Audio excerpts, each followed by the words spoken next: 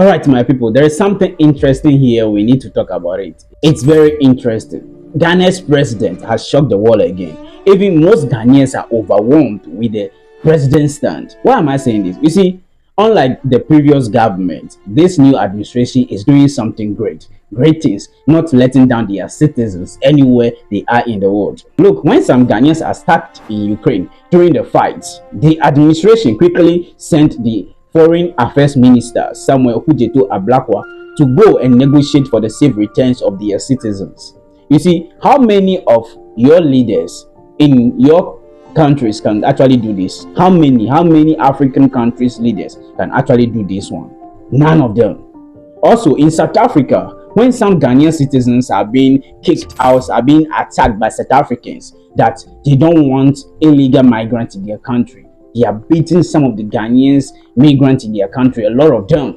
They are beating them up, and then there were a lot of huge demonstration, protests, being say like xenophobia attacks on some of African migrants in their country. What did the administration do? Quickly, the foreign affairs minister called upon the South African envoy in Ghana, saying, "Master, my brother, what is happening there? You need to talk to your people over there." The president also called upon the South African president that they should put their people in check.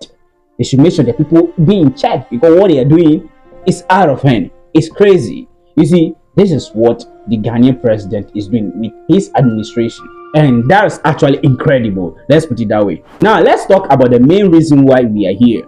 Ghana has rejected an offer from the United States of America. Listen very carefully. An offer from the United States of America. An offer of $300 million. Yes, you heard me right. Let's clap for Ghana because they have done something good. That is amazing and that's incredible. Yeah, it's incredible. The offer is just about or around health assistance. The United States of America want to help African countries with health assistance, and this has been going on for a while now. They want to offer assistance from America into African countries, and Ghana has made its stance strong in this case. You know, it's scarce among leaders, among African countries leaders, to reject $300 million, because many leaders don't care about the contract in this assistance or the deal. They don't care. They will just sign it without even thinking. They will just sign it. But Ghana has said no to the US. They say, Kwame Ghana, we don't need your assistance. We don't need this. We don't want it. We are not seller. We can't sell important details of all people to you. So keep your money. We don't need this. Now, what does the US really want from Ghana? Well, the US wants three main things from the contract. The US wants data from Ghana about early warnings of diseases, so many African countries can quickly share details or data about new sickness in their country with the United States of America. Look, this is actually crazy, because how did they know that we are going to get sickness or get disease or get virus before they get it, before it reaches them? How? And why would you be expecting somebody to share personal details of their people, sickness details, like status of their people to you? Like, I don't get it. I don't understand. And this is actually crazy. So you can clearly see that something is not right somewhere. Something is missing. It's actually weird. Number two, the US want to give African countries money now, but they expect these nations to slowly pay more for it, for health. Yeah, that's what they actually look. It's good to receive help from others, but it is also not good for not being financially independent, that someone from his own country may try to use this kind of help as an object against your nation. Yeah, in a very bad way, you see. So it's very bad. It may look very bad sometimes, but it's good to receive help though. But you should know the kind of things that you do. It's simple as that. Number two, the US wants help for American companies. The idea is to push countries in Africa to buy medicines, more test tubes and equipment from US companies, and this great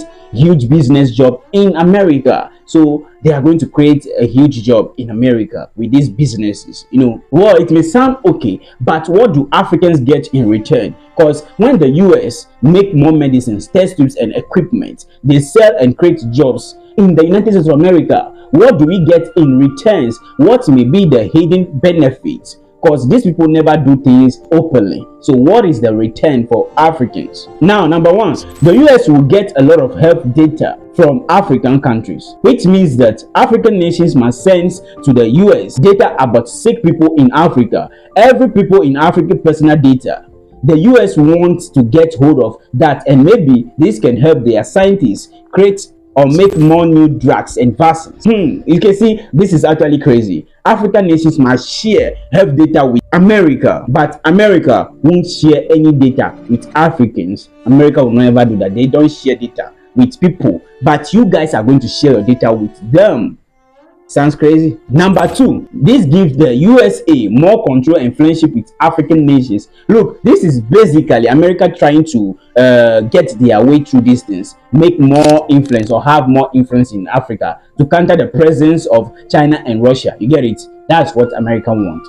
Number three, American drugs companies get free information to make more and better products for Africa and sell it for them back. So basically, when you make drugs, you need feedback from the people that are using it. So you need to see how it is performing in the market. So when African nations sign this deal, what happens is that Africans are contracted to send data immediately to America, and this will enable the US companies adjust their productions very quickly and beat every other competitions. Yes, it's simple as that. That's what they actually want. They are not trying to help you guys genuinely, but get something out of these nations to help themselves. Look, you must also remember that United States of America has a program called the US Aid, which they used to do all kind of things in other countries. Yeah, they used to help people. They used to do a lot of things. So they used to provide help through the US Aid. But unfortunately, the organization was driven into something that is not helpful for the people. Yes, US Aid money created jobs in Africa, but US Aid was misused by Africans. Get it right. Now, America used to send medicines to African countries like, let me use it for example, Zambia for free for malaria, tuberculosis, HIV, and other diseases for free to give to people in Zambia who are suffering from these sicknesses. But what happens next is the wickedness of our own people against their own people.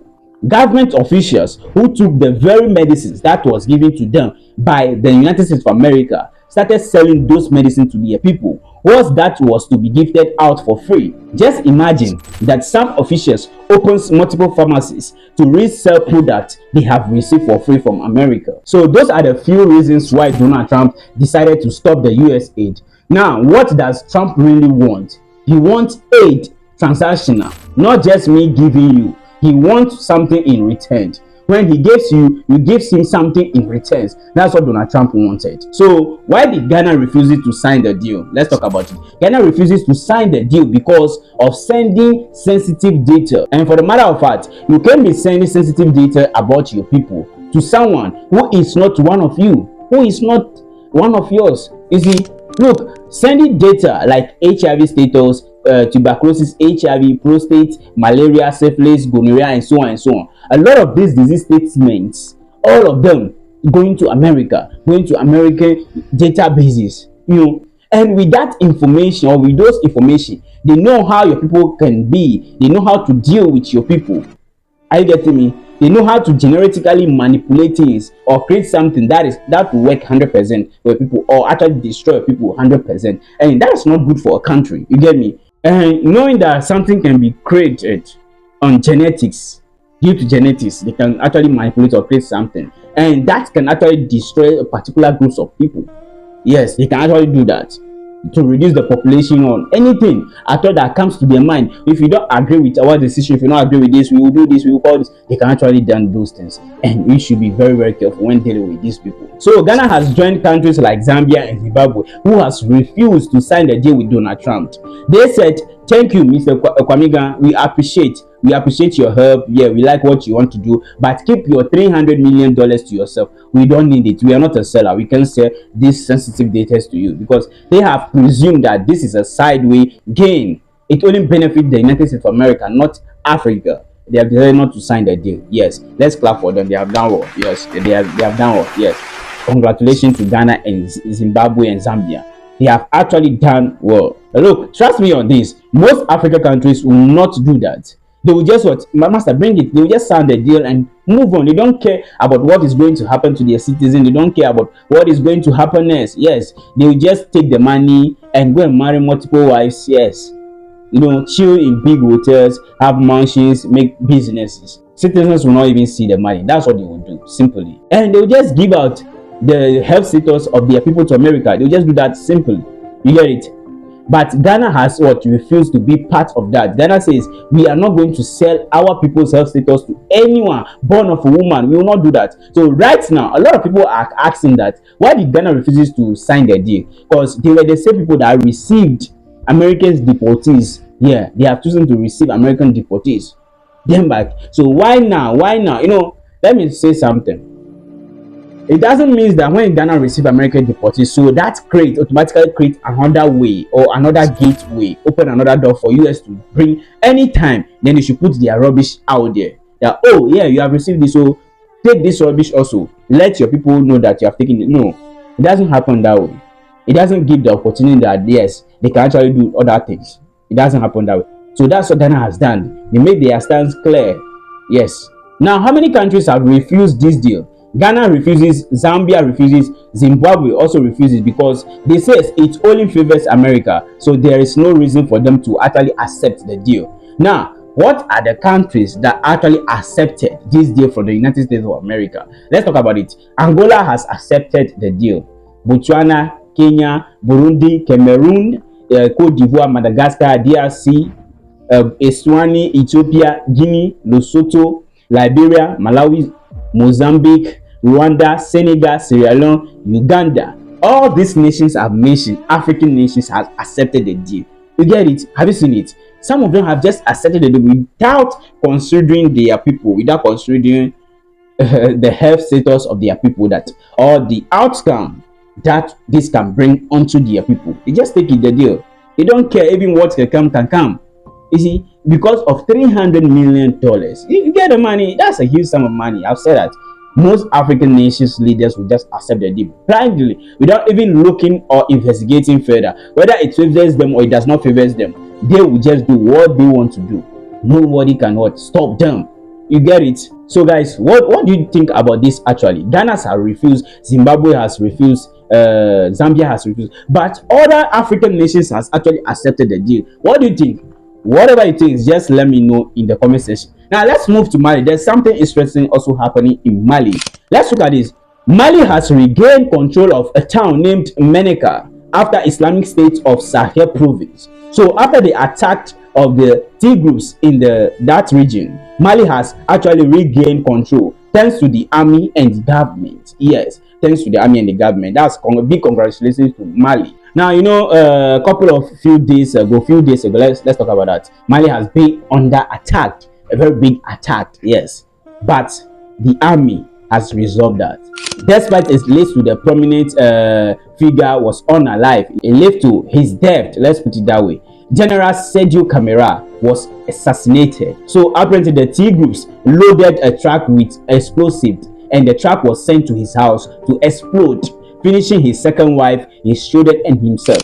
Very, very disturbing. But Mali has proven otherwise. Yes, they have actually proven otherwise, that they are very strong and they will never forget their martyrs whose life were cut short in the uprising against terrorism in the region. Yes, that's what Mali has done. So Mali right now, friends with Burkina Faso and Niger, form alliances together. And all of these people were actually colonized by the French for many years. The French had big influence on them. The French has forced them to with big ideas to speak the French and leave their own native language out. But that was not actually dependent. Yes, even as I'm speaking to you, the French still had influence, which is they are using the France CFA, that money that the French has created. Yes, so the bottom line is that France is still running these economies.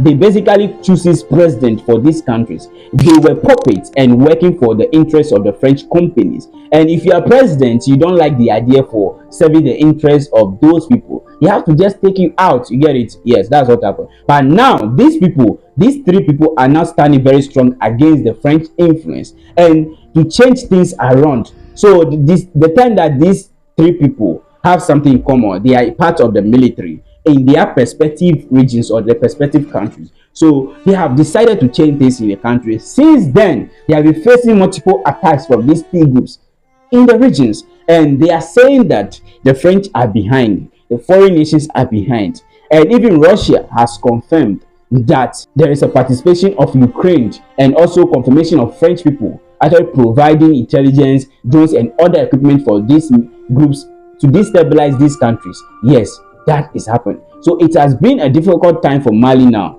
because if Mali falls right now, what will happen? What will happen to Burkina Faso and Niger? Because if Mali falls, the three groups in Burkina Faso and Niger may also feel like, oh yeah, we can also do the same. We can overthrow the government. Yes. And if they does, or if that actually happens, though I know it cannot happen, but if that actually happens, then the ideology or the idea of bringing African people together, that idea, making African unite, is going to collapse with this, is going to go down the drain with this AES states, because they are the one now pointing out for Africa to unite. Yes, all that thing is going to start. But I think I must congratulate the government of Mali and the army for doing a wonderful thing in their country. Yes, Brother Bagadra, they are going to acclaim many of the lands or regions that are being controlled by these three groups. Yes, that's what they are going to do. Now, guys, what do you think? What do you think about what is happening in their country, like Mali and Ghana? What Ghana has did? Yes, what do you think about it? Ghana has rejected $300 million USD that they are not going to send sensitive data to America about the health status of their people. And also Mali has actually gained control over Meneka as part of their region. Yes, that's what is happening. What do you think? Whatever you feel about this information, just let me know in the comment section. Thank you for watching. Peace and love. See you in my next update.